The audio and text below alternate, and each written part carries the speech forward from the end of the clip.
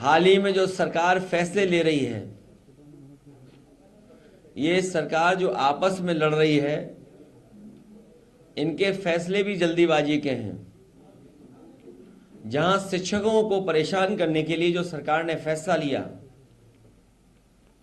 कि online digital attendance ली जाएगी, Samajwadi party ने उसका विरोध भी किया।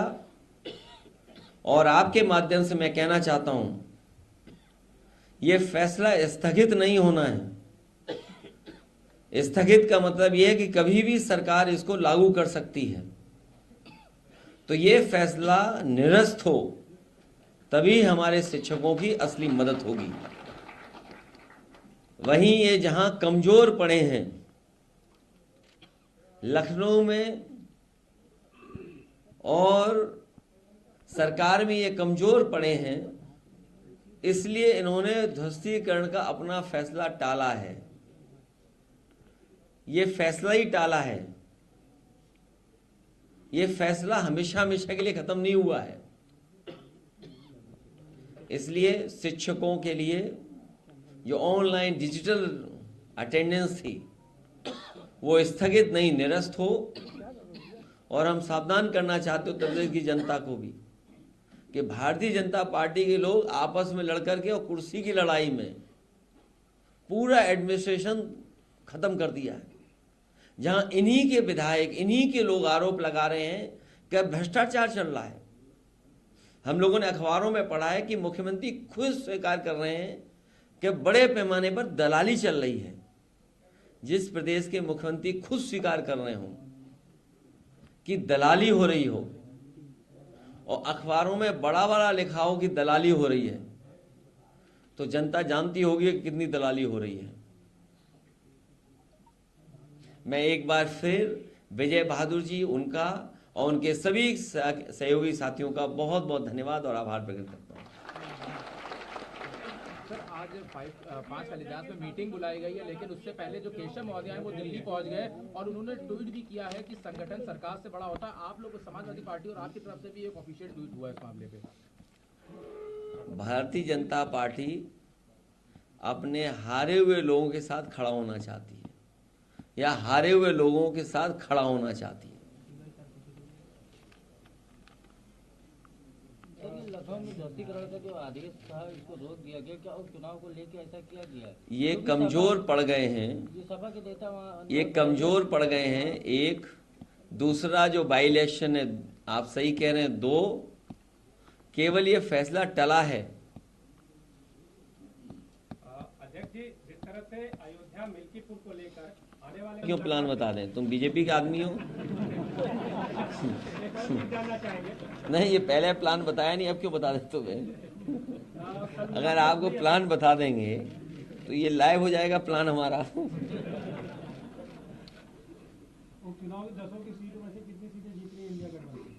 अभी जैसा परिणाम आया उससे बेहतर परिणाम आएगा। लेकिन आप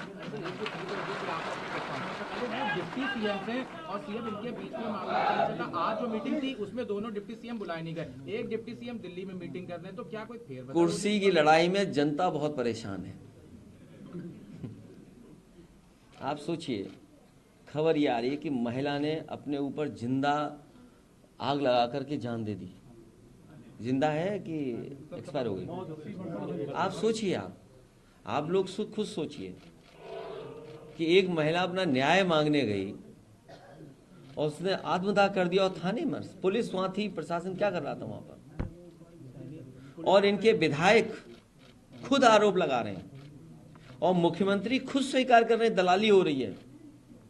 तो सवाल ये, जनता ये भी तो सुनना चाहेगी या जानना चाहेगी कि अगर मुख्यमंत्री महसूस कर रहे हैं कि दलाली हो रही है, तो जो दलाली कर रहे हैं उन पर कार्रवाई क्या कर रहे हैं।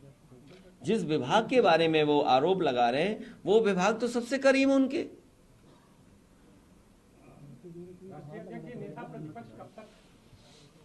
अब सदस्य आप नहीं तो आपको बना देता। नहीं, मेरी तो इच्छा है कि आप ही बन जाओ, तो आप पक्ष अच्छा रखोगे हमारा, क्योंकि अंदर की भी बात आप जान रहे होगे। सर, उत्तर प्रदेश में बाढ़ की समस्या है और ये बाढ़ के अलावा देखिए, इसीलिए मैंने कहा ये सरकार कुर्सी के चक्कर में जनता को अपने हाल पे छोड़ दिया। कोई कह रहा है कि इतने गांव हैं बाढ़ की चपेट में, 1400 गांव। कोई अखबार लिख रहा है 900 गांव हैं बाढ़ की चपेट में। सच्चाई कम से कम ये सरकार बताए कि आखिरकार कितने गांव हैं चपेट में, क्या उनकी मदद हो रही है। कल सरकार कह देगी कि बाढ़ आई नहीं क्योंकि बाढ़ का पानी निकल जाएगा। जब जरूरत थी तो सरकार कहां थी। और जब मुख्यमंत्री जी के अपने गृह जनपद में बाढ़ हो, पूरा गोरखपुर में पानी भरा था, अब 2 दिन में बाहर निकल गया। तो जब मदद की जरूरत थी तब सरकार कहां थी।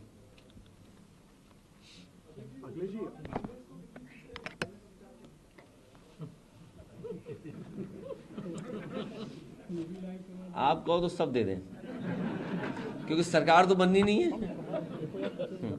अच्छा, कोई सरकार बननी है बताओ। अगर आपकी इच्छा हो तो हम पूरी दे देंगे, जाइए। अखिलेश जी, आज तक की खबर का असर हुआ है, पंतनगर रहीमनगर में बुलडोजर रुका है। ये आपका असर तो हुआ होगा, लेकिन असली असर हुआ है जो सरकार कमजोर हुई एक, और सरकार घबरा गई कहीं ये जो संघर्ष है कहीं बढ़ न जाए। समाजवादी लोग लगातार संपर्क में थे, रविदास जी लगातार संपर्क में थे, पीछे बैठे हुए लोग दोनों संपर्क में थे।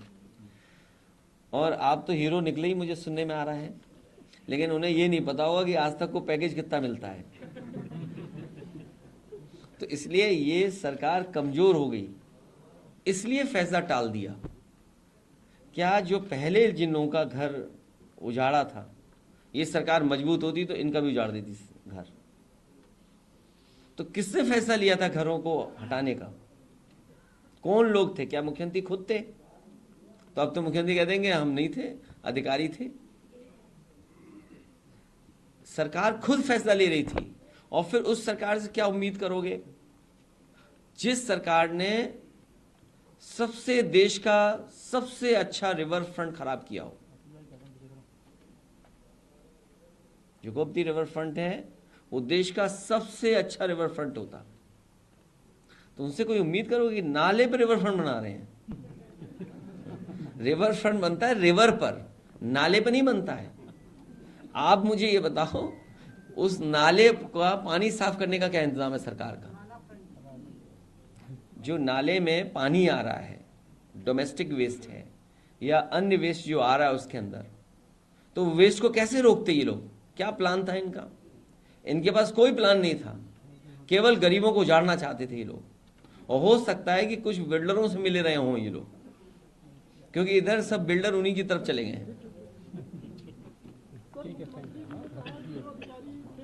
ठीक, उन्होंने ही कराया, वही रंग मिटा रहे हैं। करा तो उन्होंने ही ना, सरकार का ही फैसला था। ये अधिकारी फैसला इतना बड़ा नहीं ले सकते हैं, ये सरकार का फैसला था। ये आप इस तरह बात को मत हटाइए। सरकार कमजोर पड़ गई, इसलिए हो गया, उपचुनाव आ गया, घबरा गए कि 10 ना हार जाएं, इसलिए फैसला टल गया। सरकार कमजोर हो गई है, तो बजट इस कमजोर सरकार से किस तरह के बजट की उम्मीद कर रहे हैं आप? प्रेस को ज्यादा मिलेगा।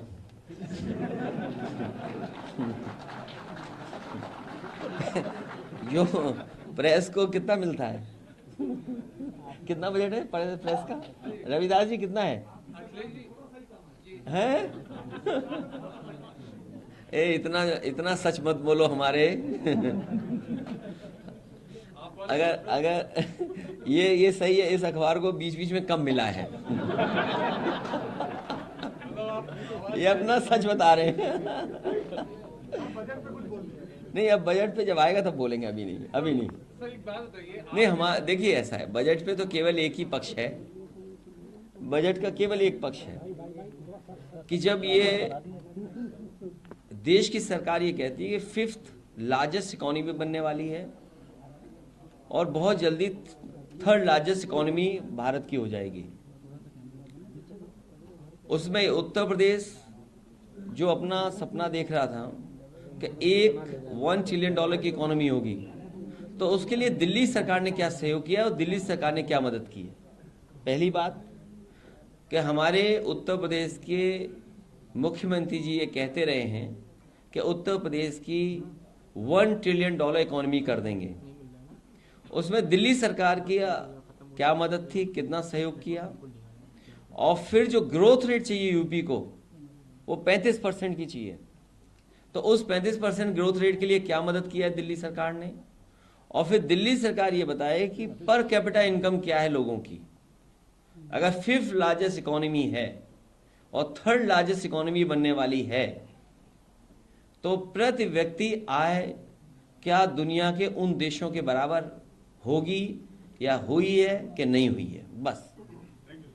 वरना ये सब आंकड़े हैं जनता को धोखा देने के लिए।